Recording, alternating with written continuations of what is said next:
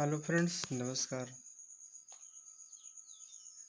आज हम मध्य प्रदेश के मिट्टियों के विषय में हम चर्चा करेंगे। मिट्टी आखिर होता क्या है? मिट्टी मध्य प्रदेश की मिट्टियों में मिट्टी व धरातल की वह ऊपरी परत में पादप या बीज को उगाने की क्षमता पाई जाती है, उसे हम मिट्टी कहते हैं। सिंपल भाषा में समझे तो कोई बीज को उगाने की क्षमता ही उसे मिट्टी कहते हैं। मिट्टी मुख्यतः मध्य प्रदेश में 5 प्रकार की पाई जाती है। यह है जलोढ़ मिट्टी। जलोढ़ मिट्टी को ही कछारी मिट्टी या खादर मिट्टी या बांगर मिट्टी के नाम से जानते हैं। दूसरा है काली मिट्टी। तीसरा है लैटराइट मिट्टी। चौथा है लाल पीली मिट्टी। लास्ट एवं पांचवा है मिश्रित मिट्टी।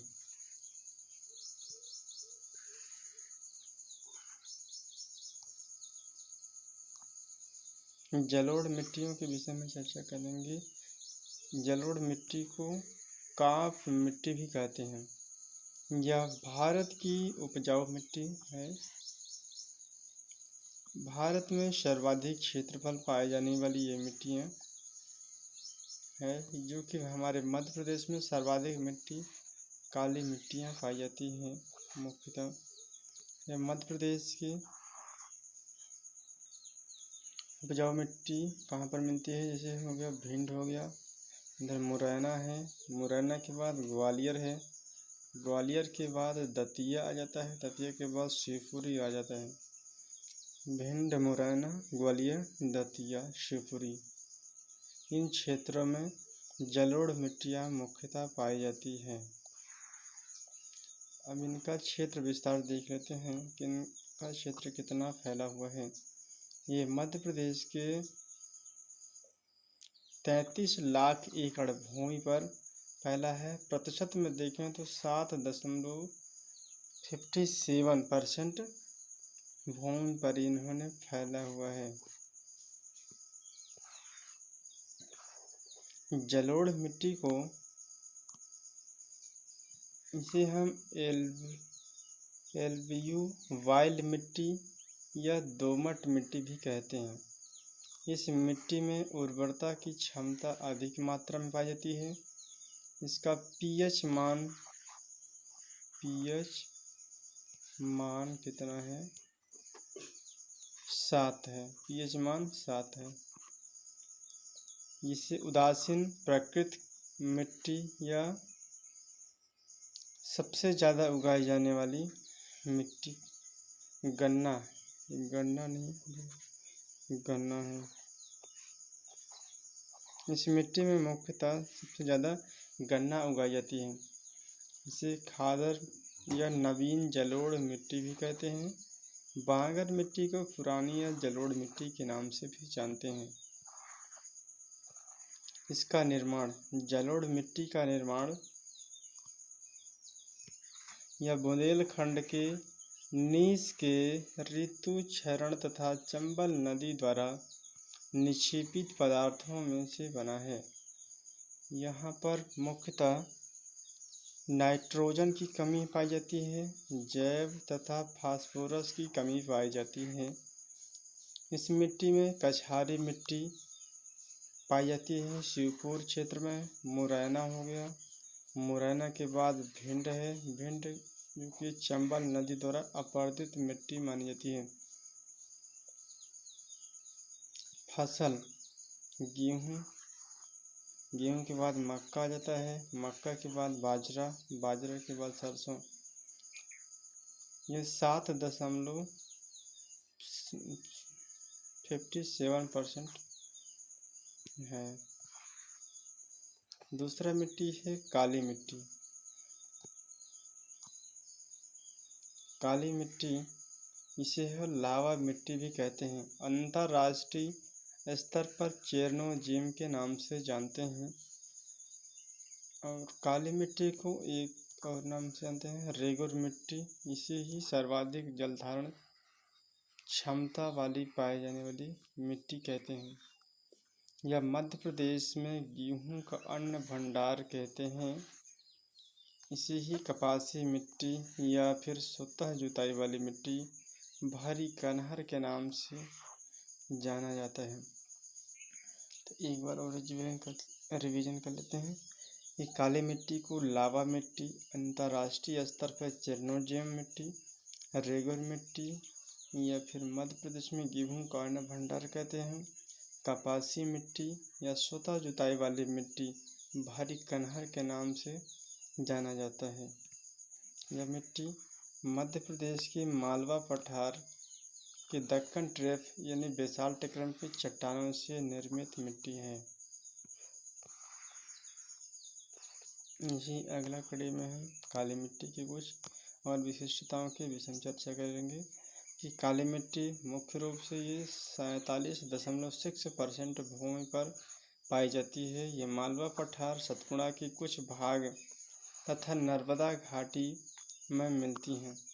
इनका विस्तार क्षेत्र देख लेते हैं कि ये मंदसौर है, मंदसौर के बाद रतलाम, रतलाम के बाद झाबुआ, झाबुआ फिर धार, फिर खंडवा, खरगोन, इंदौर, देवास, सीहोर, उज्जैन, शाजापुर, राजगढ़, भोपाल, रायसेन, विदिशा, सागर, दमोह, जबलपुर, जबलपुर के बाद नरसिंहपुर आ जाता है, नर्मदापुरम, बैतूल, छिंदवाड़ा, छिंदवाड़ा के बाद सिवनी, सिवनी के बाद गुना, यहाँ पर सीधी, शिवपुरी, सीधी आदि आ जाते हैं।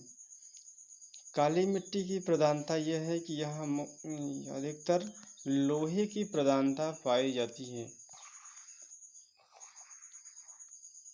काली मिट्टी को मुख्य रूप से 3 वर्गों में बांटा गया है। पहला है गहरी काली मिट्टी, दूसरा है साधारण काली मिट्टी, तीसरा है छिछली काली मिट्टी।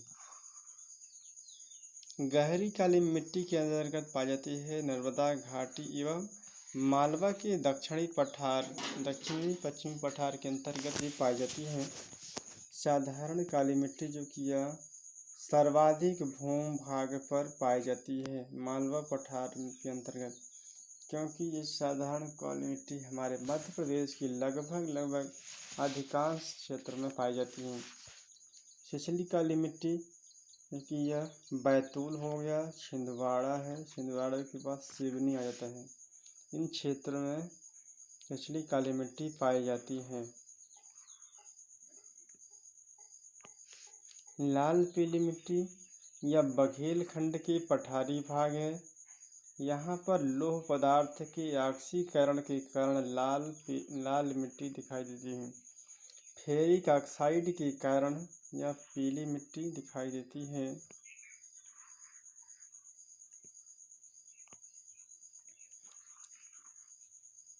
चावल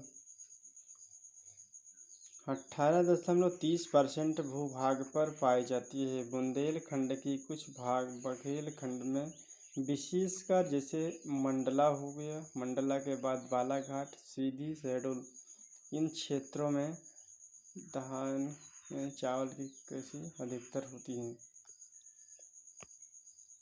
अब इस मिट्टी का निर्माण देख लेते हैं कि इनका निर्माण आर्कियन, धारवाड़ तथा गोंडवाना काल की चट्टानों के ऋतु क्षरण से निर्मित हुई है। यहाँ पर ह्यूमस तथा नाइट्रोजन की कमी पाई जाती है। इनका पीएच मान 5.5 से 8.5 तक है। चौथा मिट्टियाँ हैं लैटेराइट मिट्टी, जो कि यह बालाघाट हो गया, बालाघाट के बाद छिंदवाड़ा है, छिंदवाड़ा के बाद सिवनी आ जाता है। यह 70% भाग पर पाई जाती है लैटेराइट मिट्टियाँ।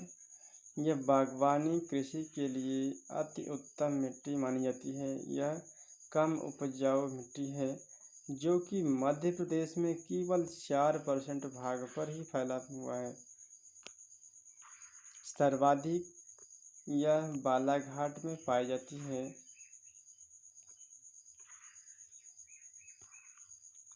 लाल चट्टानों के टूटने से यह निर्मित मिट्टी है। यहाँ पर हुमस है, नाइट्रोजन है, फास्फोरस और चूना, कैल्शियम तथा जैविक पदार्थों की कमी पाई जाती है। जबकि इस मिट्टियों में देखें तो पोटास हो गया, आयरन है, इन दोनों की अधिकता पाई जाती है। मिट्टी अनुपजाऊ हो जाती है इसकी अधिकता की वजह से।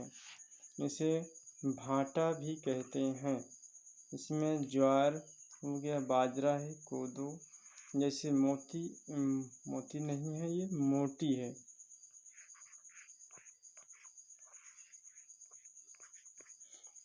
मोटी अनाज होती है। भवन निर्माण के लिए अति उत्तम यह मिट्टी मानी जाती है। पांचवा एवं अंतिम मिट्टियां हैं मिश्रित मिट्टी। मिश्रित मिट्टी यह लाल, पीली मिट्टी एवं काली मिट्टी के मिश्रण से ही बनी पाई जाती है, इसीलिए इसे हम मिश्रित मिट्टी कहते हैं। इसका निर्माण जो है ग्रेनाइट निच से है। चट्टानों के टूटने से बनी है यह मिट्टी। इस मिट्टी में फास्फोरस है, नाइट्रोजन एवं कार्बनिक पदार्थ की कमी रहती है। मध्य प्रदेश में 4% भूभाग पर पाई जाने वाली यह मिट्टी है। यह कम उपजाऊ मिट्टी है।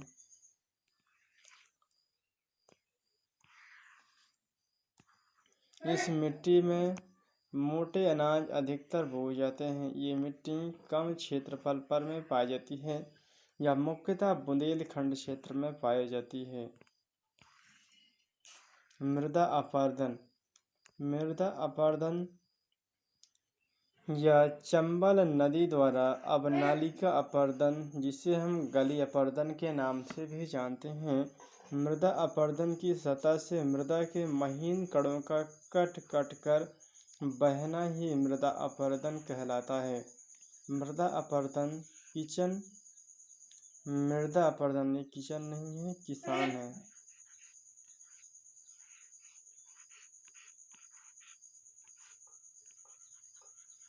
मृदा अपरदन जो है किसान के लिए रेंगती हुई मृत्यु कहा जाता है। ये राज्य नहीं है, राज्य के अधिकतर भाग पठारी एवं पहाड़ी होने के कारण उपयुक्त ढाल होने के कारण मानसूनी वर्षा एवं भूमि का गलत उपयोग होने से राज्य में मृदा अपरदन की समस्या बढ़ गई है। मृदा अपरदन की समस्या का समाधान के लिए राज्य की कृषि विभाग विश्व बैंक के साथ मिलकर प्रयास कर रहा है। मृदा अपरदन प्रभावित क्षेत्र है। अधिकतर मृदा अपरदन जो होती है शिवपुरी हो गया, भिंड है, भिंड के बाद मुरैना जिला जाता है यहाँ पर। लेकिन सबसे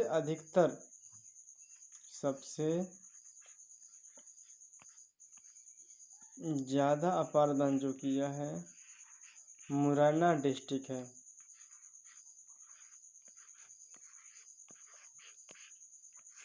मुरैना डिस्ट्रिक्ट।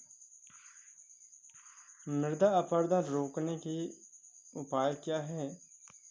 मृदा अपरदन रोकने की उपाय है पशु की चराई पर नियंत्रण रखना चाहिए, कंट्रोल खेती करनी चाहिए, वृक्षारोपण को बढ़ावा देना चाहिए, क्योंकि इसके साथ ही छोटे छोटे बांधों का निर्माण एवं भूमि का चक्रीय पद्धति द्वारा उपाय पर बल दिया जा सकता है। तो फ्रेंड्स आज का वीडियो यहीं तक है। नेक्स्ट वीडियो में फिर मिलेंगे, तब तक के लिए जय हिंद, जय Bharat. Thank you so much.